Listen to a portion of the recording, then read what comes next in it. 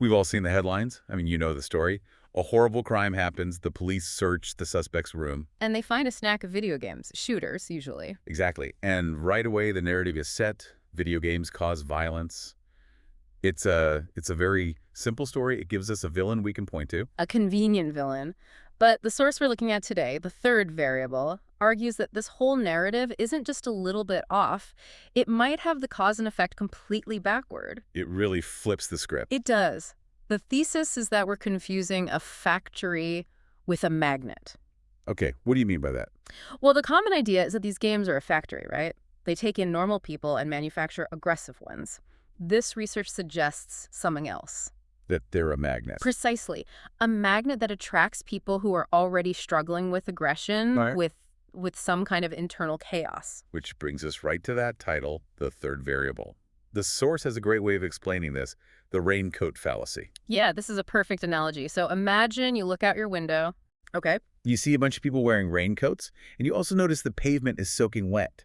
You would never assume the raincoats caused the wet pavement. Of course not. Because there's a third variable. The rain. The rain is causing both things. Exactly. And in this context, the rain isn't weather. It's a pre-existing psychological storm. You know, a toxic home, a history of being abused, severe bullying. So that internal storm creates both the aggression, the wet pavement, and the desire to play a violent game, the raincoat. Yes, playing the game and committing a crime could both just be symptoms of the same underlying condition. But let's dig into that for a second. Why do they choose these games? The source calls this the selection effect. It's all about resonance. Think about it. If you're a kid growing up in a really chaotic, maybe violent household, you have this rage just simmering inside you. You're not going to go look for a peaceful farming simulator. Right. You're not looking to plant digital corn. You're looking for media that matches your internal state. It mirrors the chaos. Precisely. You seek out the violent game not to learn how to be violent, and this is a critical distinction the source makes, but because you already feel violent. The game is just a place where that feeling finally makes sense. That's a much darker way to look at it. And this is where the source gets pretty controversial. It suggests that for these very specific high-risk people, the game might actually be a kind of safety valve. It's a very counterintuitive point, but the logic follows.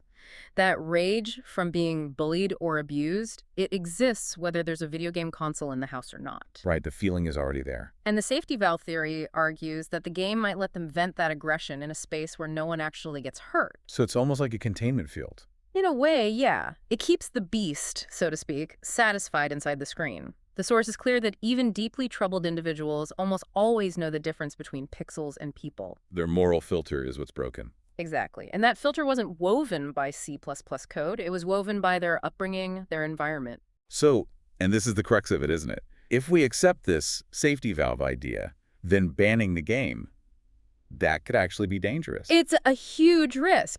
If you take away the game, you haven't taken away the rage, you haven't fixed the bullying or the broken home, you've just welded the safety valve shut. And if that pressure can't be released on a screen? The fear is that it will be released on a family member or a classmate. The source argues we blame the game because it's a shortcut. It's so much easier to attack a cultural product than it is to fix a broken family or a failing mental health system. It's easier to just smash the mirror than to look at the ugly reflection. That's the perfect way to put it. The arrow of causality, as the source says, flies from the player's soul to the screen, not the other way around. It's a heavy thought, but it feels like a necessary one. We need to stop looking at the symptoms, the raincoats, and start looking for the rain. I'll leave you with a final thought from the article.